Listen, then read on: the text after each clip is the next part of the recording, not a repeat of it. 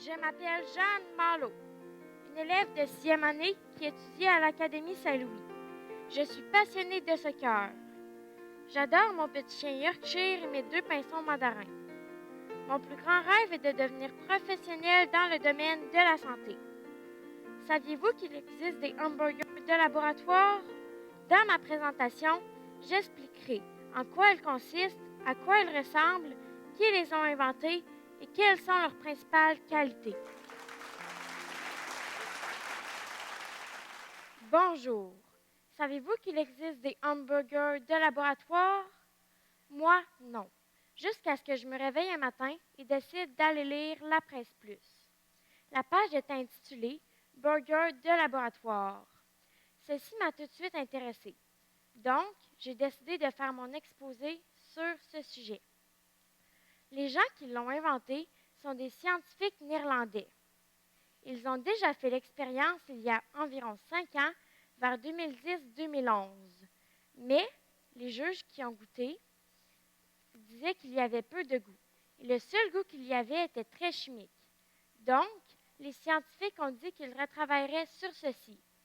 Le hamburger devrait être prêt dans encore environ 5 ans, ce que je trouve quand même assez long, mais en même temps, c'est normal, car ils doivent le fabriquer en de grandes quantités. Les apparences de ce hamburger-là. La boulette de ce hamburger est beaucoup plus petite et plus mince. Elle est plus rosée et il y a quelques filaments qui dépassent, ce qui n'est pas très appétissant. En tout cas, moi, j'aimerais pas vraiment ça en manger. Eux, comment ils fabriquent leur hamburger? Donc, ils mettent tous les ingrédients dans un gros bol dans les usines. Ensuite, les mélangent et les écrasent. Par la suite, les mettent dans des petits contenants et avec un champignoir marquent la date et l'heure fabriquée pour qu'une à 2 journées après, puissent les sortir du réfrigérateur et les amener dans un laboratoire pour qu'ils puissent les analyser et être sûrs qu'il n'y reste aucune bactérie pour qu'on puisse les manger avec aucun danger.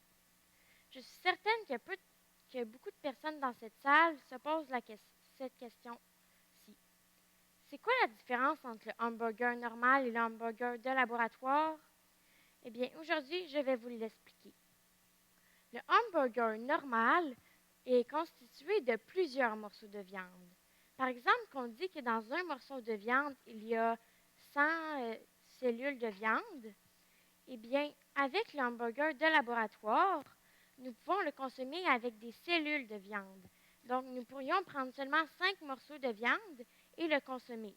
Donc, je trouve ça beaucoup plus écologique en tant qu'animaux, car nous en tuerions beaucoup moins. Et je trouve que les animaux, c'est très important dans notre milieu de vie. Et en même temps, c'est ce qui explique le manque de protéines et de calories dans ce hamburger. Donc, nous devrions le manger avec un accompagnement comme une poutine ou des frites pour être sûr d'avoir de l'énergie après. Comment nous pourrions le faire cuire? Nous pouvons le faire cuire au barbecue ou au four, mais ce qui est préférable, c'est au micro-ondes, selon eux, car le goût reste et c'est meilleur. Donc, merci.